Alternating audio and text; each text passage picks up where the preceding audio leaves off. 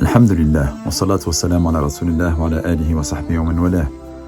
Nous sommes dans la dernière décade de Ramadan. Il y a eu pas mal de nuits impaires qui sont passées, mais il y en a encore deux. Celle de samedi soir, celle qui va être la nuit du 29e jour. Donc il y a encore deux nuits impaires dans lesquelles il y a de fortes probabilités que la nuit du destin puisse être justement dans ces nuits-là. Allah subhanahu wa ta'ala a fait en sorte que cette nuit soit mieux que 1000 mois d'adoration. Beaucoup font un calcul comptable avec Allah subhanahu wa ta'ala, mais c'est se tromper sur la miséricorde divine. Ce qu'il faut comprendre dans cette nuit bénie, c'est qu'Allah a fait en sorte que le meilleur des anges descende, Sayyidina Jibril alayhi salam, et qu'également des anges, de manière générale, abondent dans cette nuit. C'est une nuit qui est bénie, c'est une nuit où Allah Azzawajal fait en sorte que les portes du paradis soient grandes ouvertes, et surtout et plus que tout, Allah Azzawajal affranchit les croyants du feu de l'enfer dans cette nuit de manière abondante, en espérant qu'Allah subhanahu wa ta'ala fasse en sorte que nous soyons affranchis justement de cette nuit bénie. La chose que j'aimerais pouvoir vous dire, c'est de pouvoir justement prendre l'occasion de faire que cette nuit puisse être une chose qui est très importante. D'ailleurs, le prophète nous l'a dit, les communautés qui nous ont précédés, comme celle de Nuh, etc., où ils ont vécu des centaines d'années, Nuh a vécu plus de 1000 ans, et d'autres communautés également qui nous ont précédés avaient de longues années, et il a demandé à Sa Majesté Allah subhanahu wa ta'ala qui nous donne une nuit, qui nous donne en fait un moment qui va faire en sorte où l'on puisse beaucoup œuvrer.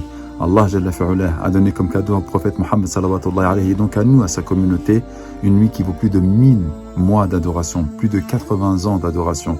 Et je dis toujours plus parce que les gens font un calcul comptable avec Allah, et ça c'est une chose qu'il ne faut absolument pas faire. Ce que je veux vous dire, mes chers frères, ainsi que vous, mes chères sœurs, c'est que cette nuit-là doit être une nuit qui doit nous permettre de réfléchir sur notre futur, de pouvoir établir des bases. Nous demandons pardon dans cette nuit. Vous en avez entendu moult rappels sur la nuit du destin, mais au lieu de demander pardon et ensuite de retomber dans nos méfaits et retomber dans nos péchés, essayons de demander à Allah subhanahu wa ta'ala ce qui va nous permettre de perdurer, Ar-Rashad, la guidée, qui nous donne également le fait qu'on puisse perdurer dans nos adorations, que nous ne devons pas créer de rupture avec la fin du mois de Ramadan dans l'adoration d'Allah, mais plutôt de demander à Allah subhanahu wa ta'ala qui va nous faciliter justement durant cette nuit à ce qu'on puisse l'adorer, durant le reste de l'année, en espérant qu'Allah nous fasse atteindre le prochain Ramadan. Ça y est, nous sommes à la fin, mes frères. Et ça, c'est une chose qui est terrible et qui nous fait absolument mal au cœur. Il est triste, le croyant, de se retrouver, subhanallah, à la fin de la chose. Donc, il reste encore 2 nuitées pour pouvoir nous rapprocher d'Allah. Nous rapprocher comment? Bien entendu avec les adorations, bien entendu avec les invocations, bien entendu avec la lecture du Coran, mais également avec moult autres détails d'actes qui vont plaire à Allah subhanahu wa ta'ala. Et parmi les actes qu'Allah aime particulièrement, c'est le fait de donner fi sabilillah. Le prophète faisait partie des personnes les plus généreuses durant le mois de Ramadan. Et donc n'oubliez pas d'aider vos prochains. N'oubliez pas de regarder à droite à gauche. Ne restez pas, subhanallah, enfermés dans votre cocon et essayez de lever la tête et de regarder aux alentours les personnes qui sont dans la détresse. Aidez les personnes qui sont dans le besoin, aidez les personnes qui sont dans la misère et dans la difficulté.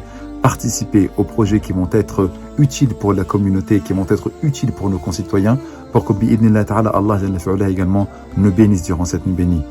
Mes frères, les meilleures des paroles, c'est celles qui sont courtes, mais qui sont productives. Khayrul kalam man qalla wa dalla. Et je m'arrêterai sur ce propos qui est véritablement important pour moi, c'est que Allah veut que durant cette nuit-là, nous pensions à notre fin inéluctable. Allah a écrit la destinée de chacun de nous.